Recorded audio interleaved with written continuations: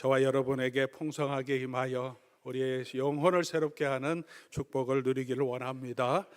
그리고 오늘 주실 하나님 말씀은 로마서 12장 1절 2절 말씀입니다. 신약 성경, 제가 가지고 있는 성경은 256페이지입니다.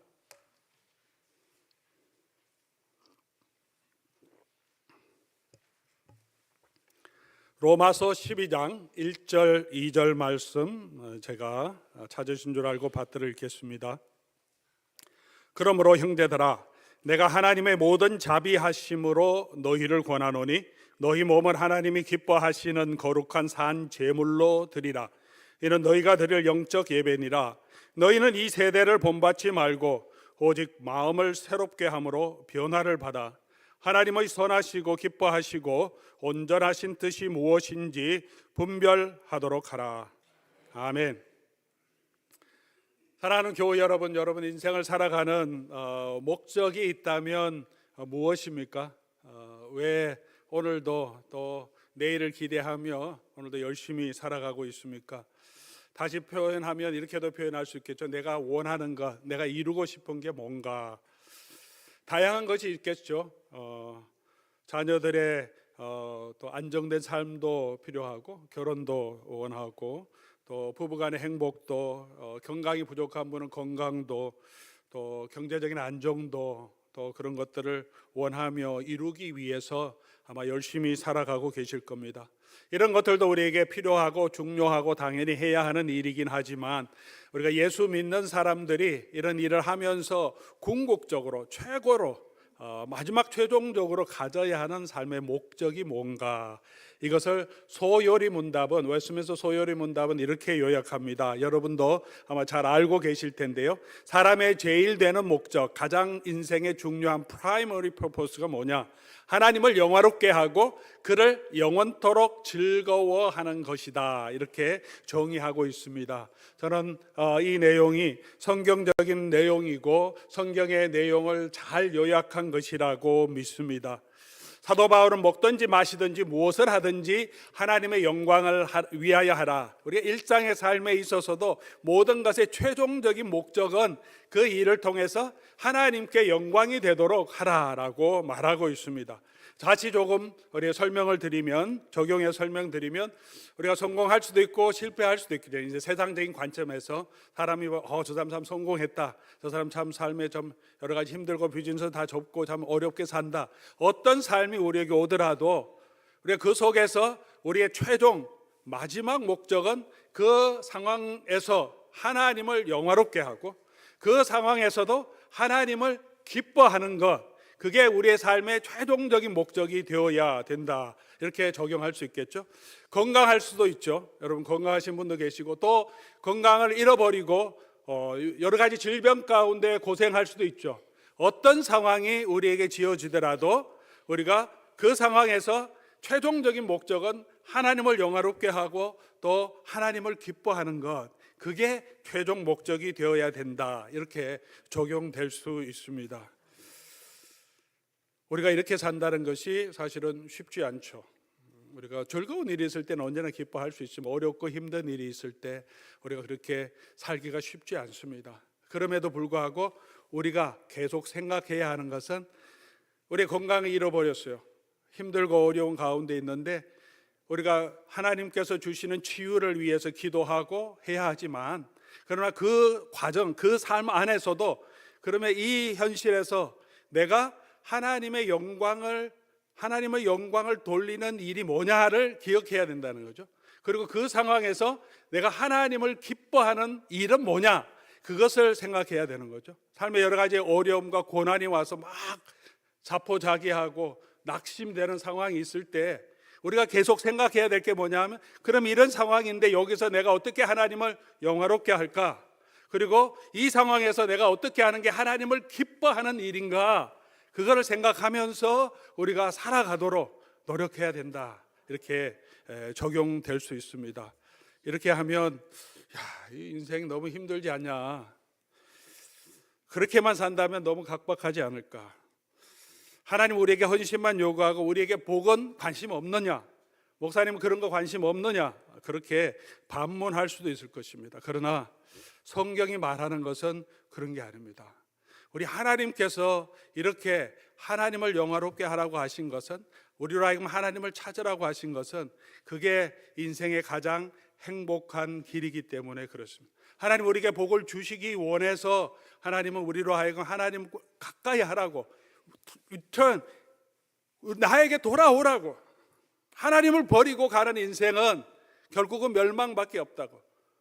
롯은 소돔 고모라의 그 하나님의 동상 같은 그런 것을 보면서 그 축복을 향해서 갔지만 결국은 죄 가운데서 멸망할 수밖에 없는 구렁텅이였다고. 아브라함은 헤브론 산지에 있었지만 하나님의 약속을 붙들고 그곳에 머무르러 가는 그곳에 있을 때 하나님께서 그 아브라함과 함께 하시고 그 아브라함을 통해서 많은 사람들에게 축복의 통로가 되게 하셨다는 거죠. 아브라함도 복된 길이고 하나님도 영광 받으시는 길입니다.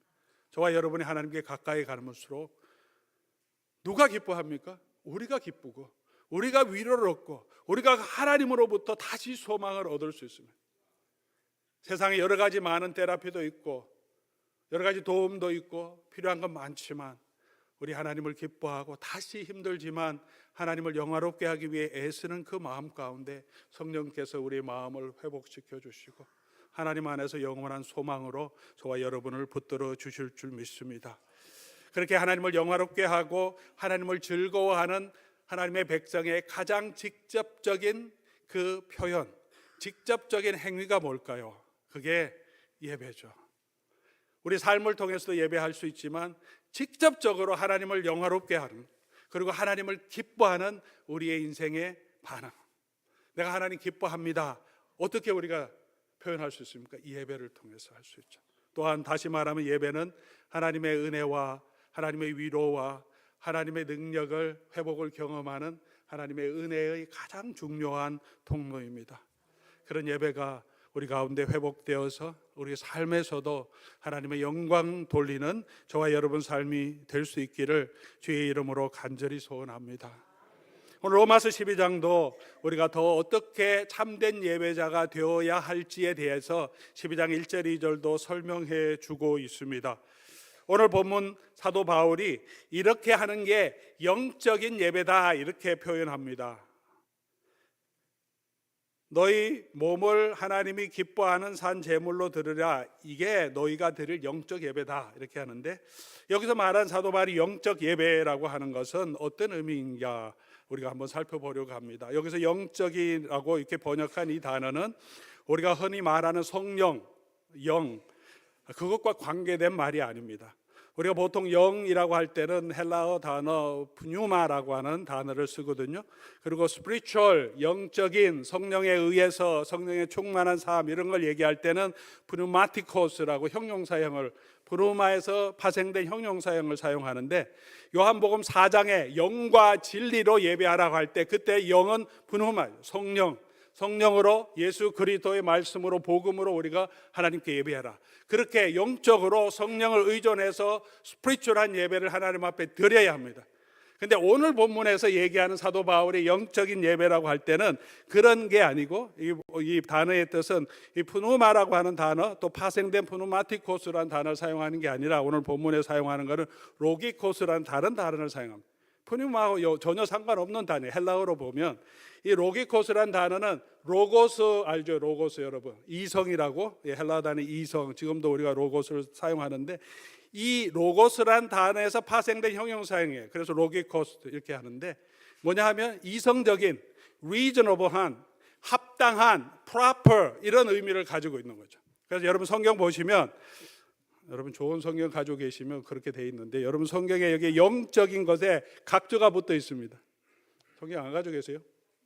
주일 예배 오실 때 여러분 성경을 가지고, 요즘 너무 이 핸드폰에 다 잘 돼 있으니까 뭐 핸드폰만 들고 다니는 게 일상적인, 그렇지만 우리 예배 올 때 그리고 말씀 묵상할 때는, 이건 뭐 시대가 바뀌어서 사실은 말씀 묵상할 때도 성경 본문 올려놓고 거기서 노트하고 이런 것들 훨씬 더 편리하게 더 깊이 있게 할 수는 있더라고요.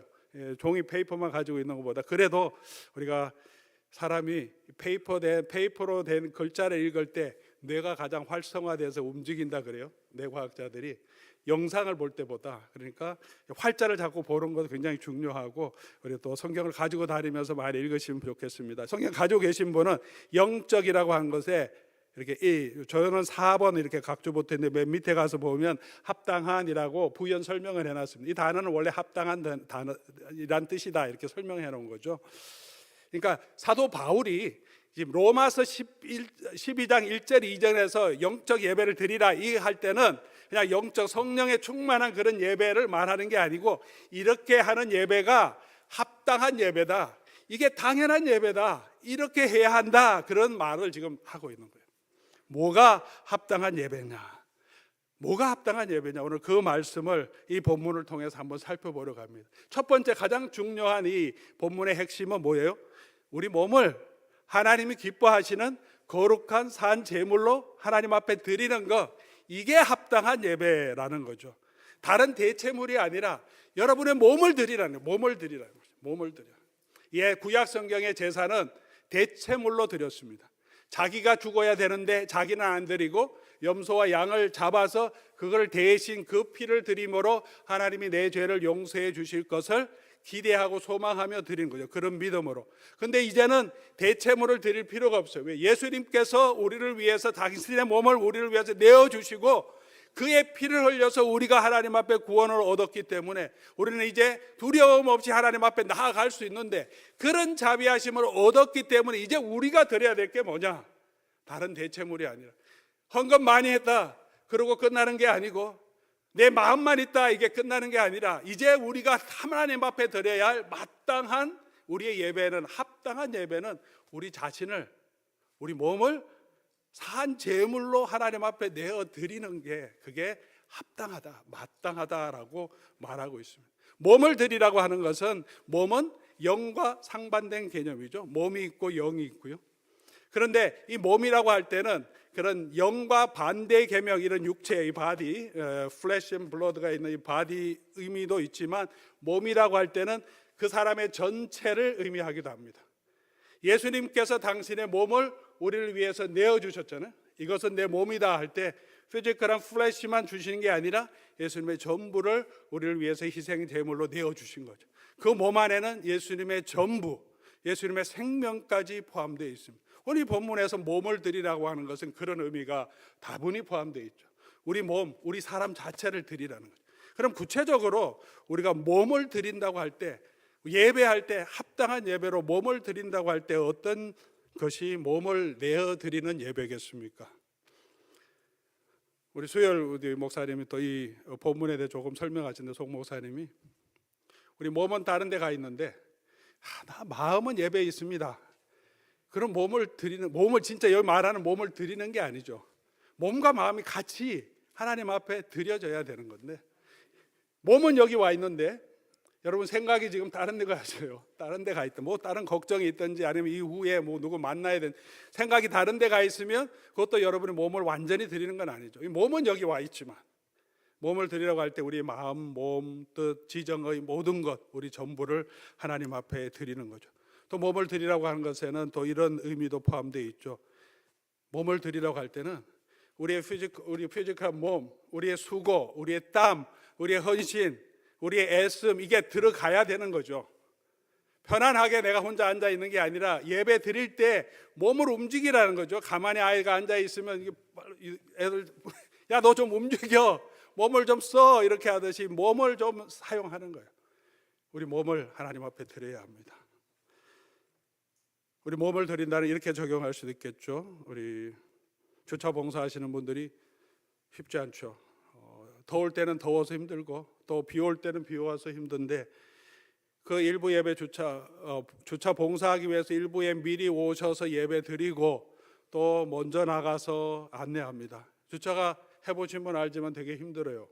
요구하는 게 얼마나 또 성도님들이 까다롭고, 뭐 나는 여기 세우겠다 저쪽을 가라 하는데 꼭 여기 세우겠다 분도 계시고, 마음을 잘 하는데 또 마음이 상하면 얼마나 또 안내하시는 분 마음이 힘든지 모릅니다. 그런데 그런 수고를 드리면서 하나님 앞에 예배하러 나오는 거예요. 그 몸을 드리는 예배죠. 우리 찬양대도 2부는 좀 낮지만 1부 찬양대는 뭐 거의 6시, 6시 반에 일어나서 주일인데 조금 더 자고 싶은데 그렇게 일어나서 우리가 노력하죠. 물론 2부 찬양대도 수고 많습니다. 2부 찬양대도 더 일찍 오셔서 준비하고 우리가 수고하고 애쓰는 우리의 몸이 이곳에 들어있죠. 여러분, 제가 더 앞으로 가까이 오자 이렇게 하는데 몸을 드리는 예배라고 하면 그리고 여러분께서 여기 예배당 자리도 내가 편한 자리가 있잖아요. 그곳에 보통 주로 앉아 계시고 편안하고 계속 거기 있었기 때문에. 그런데 바꾸는 게 쉽지 않습니다. 앞으로 오라 그러면 여기 앞으로 이렇게 계신 분 계신데 약간 낯설기도 하지만 훨씬 집중은 잘 되죠. 예, 바로 앞에 계시니까 쉽지 않은데 뒷자리를 비워두고 앞으로 내가 당기고 가운데 들어가는 건 좀 답답하잖아요. 저도 바깥에 있으면 좋지 가운데 앉으면 답답한데 뒤에 오시는 분이 앉기 위해서는 내가 조금 불편하지만 가운데로 들어가는 것, 나의 수고 나의 애씀을 예배 가운데 묻어서 같이 드리는 것, 그게 몸을 드리면서 하나님을 기쁘시게 하는 예배가 되지 않습니까? 내가 편안한 곳에 있는 게 아니라 우리의 몸과 애씀과 수고를 통해서 하나님 앞에 우리가 예배와 경배를 드리는 것, 몸을 드리는 예배일 줄 믿습니다. 다시 말하면 몸을 드린다는 것은 내가 죽고 내 안에서 그리스도가 나타나야 합니다. 제물이라는 것은 살아있지만 제물은 완전히 죽은 것처럼 제단 위에 올라가 있어야 되죠. 죽은 제물이 살아서 제단 위에서 막 춤추고 자기가 서 있으면 이거 제물이 아닙니다. 동상이 되죠. 우상이 됩니다. 우리의 봉사와 섬김, 나의 수고가 들어가는데 그 나의 수고가 내가 드러나는 수고면 그거는 우상이 되겠죠.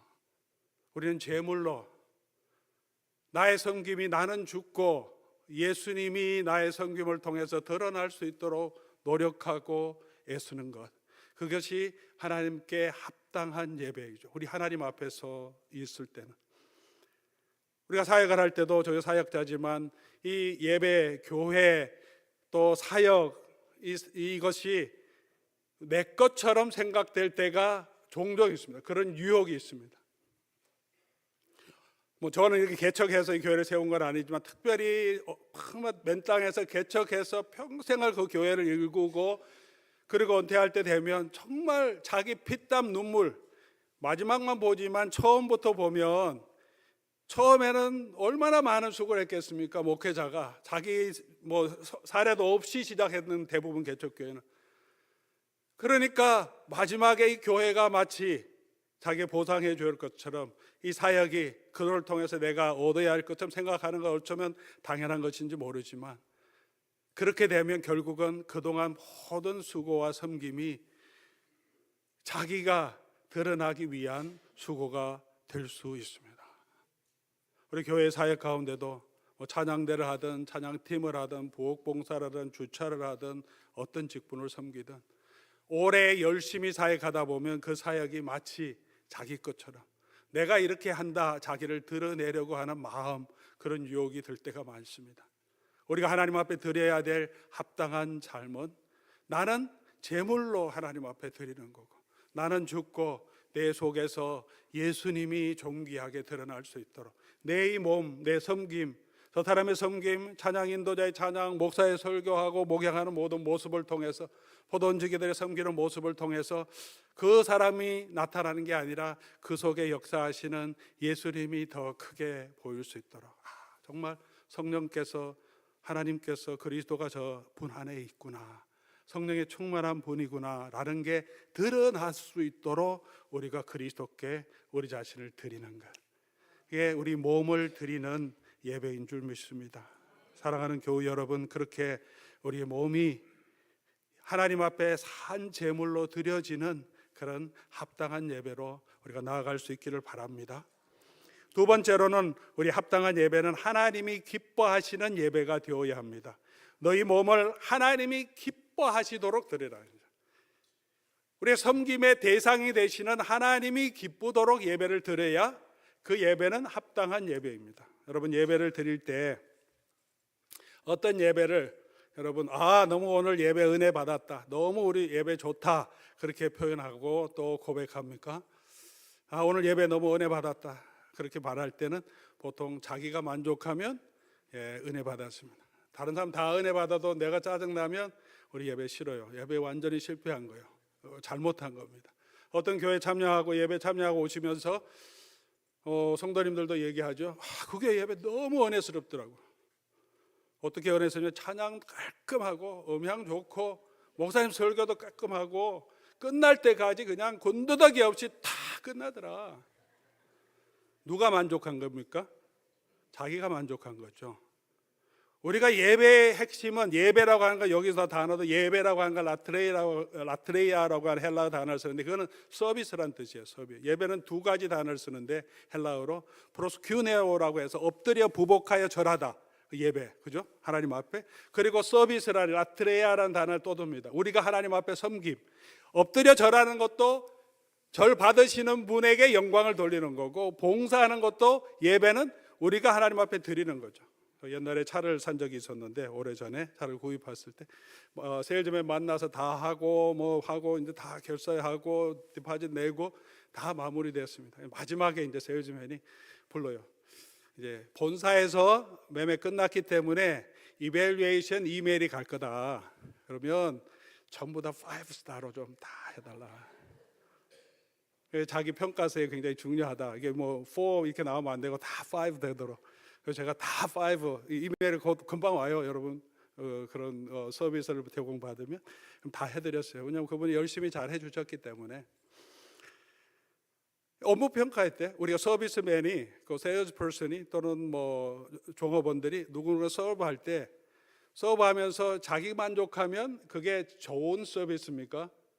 그건 아니죠. 서브하는 그 대상이 만족해야죠. 그분이 satisfy 할 수 있도록 우리가 서비스를 제공해야 잘했다, 그 서비스 너무 잘했다, 이렇게 얘기하는 거죠. 근데 예배에서만은 자꾸 우리가 예배의 주체를 혼동합니다. 내가 만족하면 그냥 예배 잘 됐다고 얘기해요. 하나님은 어떤 마음이실까? 나의 예배, 우리의 예배, 하나님은 기뻐 받으셨을까? 하나님이 기뻐 받으셔야 그 예배가 은혜스럽지. 우리끼리 아름답게 즐겁게 깨끗한 곳에서 곤두더기 없이 마치 아름다운 퍼포먼스, 공연을 보고 너무 좋다, 음악회 가서 너무 좋다, 연주 너무 잘한다, 내가 감동했다, 너무 좋은 음악회라고 하는 것과 같은 마음으로, 우리가 그런 마음으로 예배하는 것은 진정한 예배자의 자세는 아닙니다. 물론 예배가 성도들이 은혜가 되고 하나님의 축복이 임하고 우리가 기뻐하는 그런 요소는 분명히 있어야 합니다. 그러나 그게 우리의 최종적인 목적은 아니죠.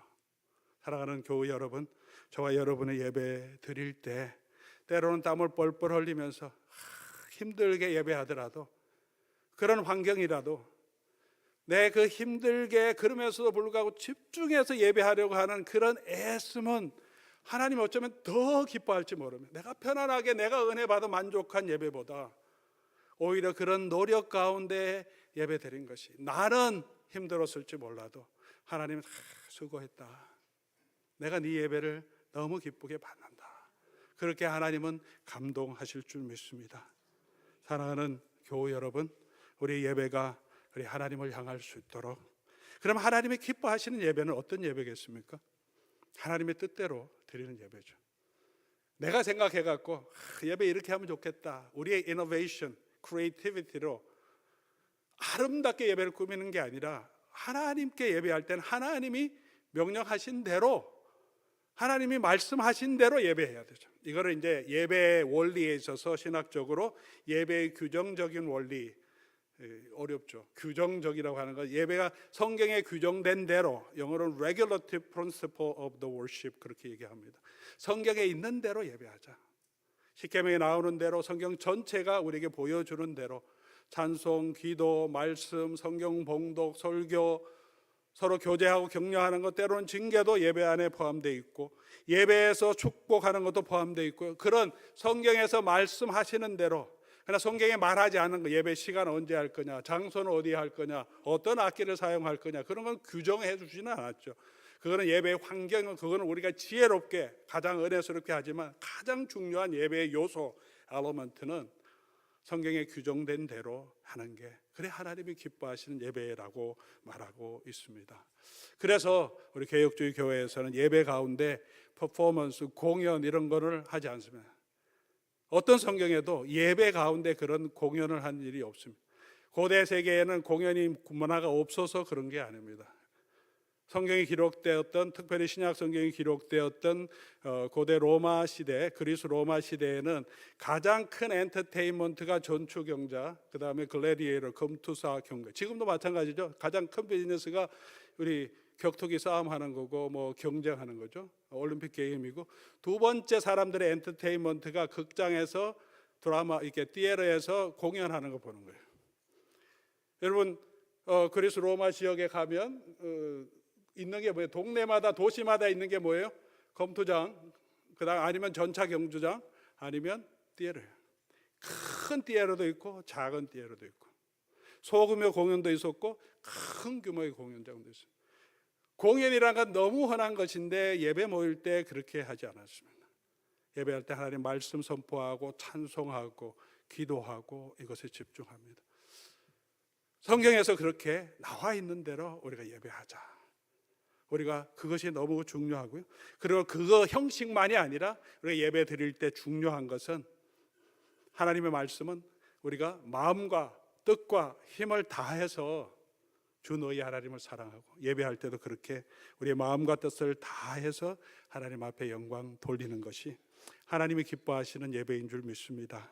그렇게 우리가 하나님의 뜻을 또 하나님의 기뻐하시는 대로 우리 자신을 하나님 앞에 드림으로 정말 참된 예배자로 하나님이 기뻐하시는 귀한 예배를 드리는 저와 여러분 되기를 간절히 소원합니다. 그리고 세 번째 마지막으로 또 우리가 합당한 예배는 이 세대를 본받지 말고 마음을 새롭게 함으로 변화를 받아서 하나님의 선하시고 기뻐하시고 온전한 뜻이 무엇인지 분별하는, 그래서 분별해서 드리는 예배죠. 먼저 얘기와 또 일맥상통하죠. 하나님이 기뻐하시는 예배를 우리가 드리기 위해서는 죄송합니다. 하나님의 뜻을 알아야 돼요. 하나님이 기뻐하시는 뜻을 알지 못하면 우리는 하나님 기뻐한다고 드리는데 하나님은 이게 아닌데 그렇게 얘기할 수 있죠. 제 아내는 위로를 원하는데 저는 열심히 설거지를 해주면 아내가 만족합니까? 만족하지 않죠.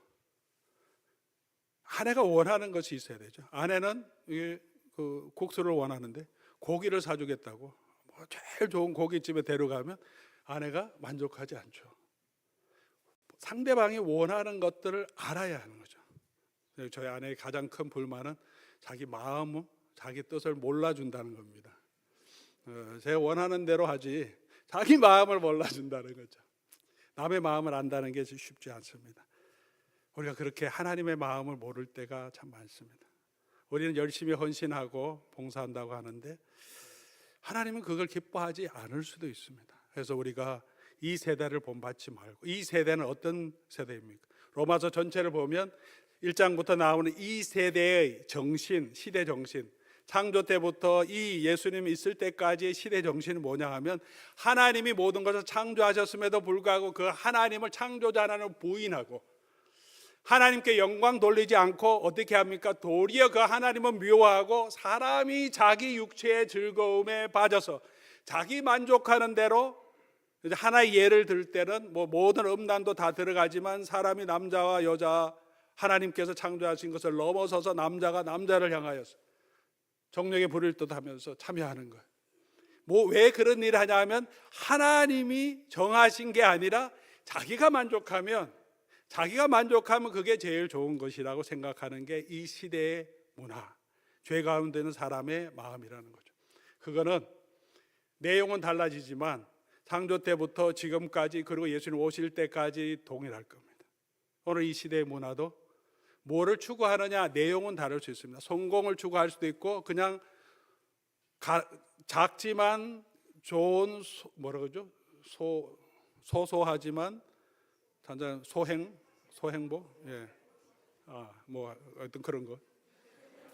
아니면 워라벨, 워크 앤 라이프 밸런스를 가지고 너무 일해갖고 돈 더 많이 벌고 뭐 승진하는 것보다 그냥 아이들하고 더 시간 보내고 가족과 더 시간을 보내고, 그게 그러면 성정적이고 성공 멘탈리티는 잘못되냐? 성공하려고 할 때도 자기가 원하는 거였고요, 지금 이것도 자기가 원하는 거 하려고 하는 마음이에요. 소확행이 더 성경적이다? 그렇지 않습니다.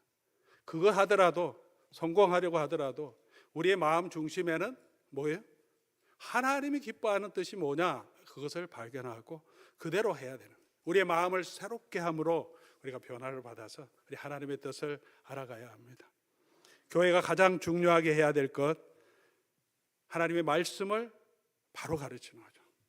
초대교회 사도행전에 보면 가장 힘썼던 게 사도들의 가르침을 받는 일에 전심전력합니다. 그리고 기도하고 교제한 모든 일 같이 하지만 사도들의 가르침을 받는, 말씀이 흥황하여 힘을 얻을 때 교회가 성령에 충만하고 박해도 이겨가고 믿는 자의 수가 점점 더해졌다라고 말합니다. 우리 가장 중요하게 생각해야 할 것은 하나님의 뜻을 알아가는 거죠. 그리고 그 뜻대로 순종하는 겁니다. 목사의 가장 중요한 사명이 그거죠.